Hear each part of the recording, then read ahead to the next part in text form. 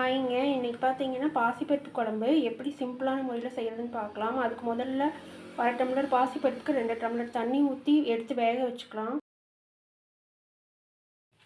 அது வேகும் போதே தக்காளி பூண்டு சேர்த்துக்கலாம்.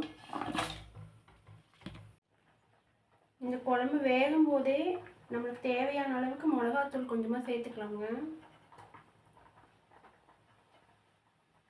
நம்ம காரத்துக்கு தகுந்த மாதிரி சேர்த்துக்கலாம். தாளிப்புக்கு ஒரு வானிலை எண்ணெய் சேர்த்து கடுகு சேர்த்துக்கலாம். தேவையான அளவு வெங்காயம், காஞ்ச மிளகாய் 1, கருவேப்பிலை கொஞ்சம் சேர்த்து தாளிச்சுக்கலாம்.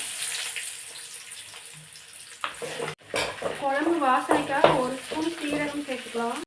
அவ்வளோதாங்க. இப்போ நம்ம தாளிச்சதை குழம்புல சேர்த்துக்கலாம். இந்த குழம்பு பார்த்தீங்கன்னா சீக்கிரமாகவே செஞ்சிடலாங்க. ஏன்னா இந்த பருப்பு சீக்கிரமாகவே வெந்துடும், அதிக நேரம் எடுக்காதுங்க. ஊற்றி சாப்பிடும்போது நம்ம கொஞ்சம் நெய் சேர்த்து சாப்பிட்டோம்னா டேஸ்ட் வந்து இதை விட இன்னும் சூப்பராக இருக்குங்க. நீங்களும் ட்ரை பண்ணி பாருங்கள்.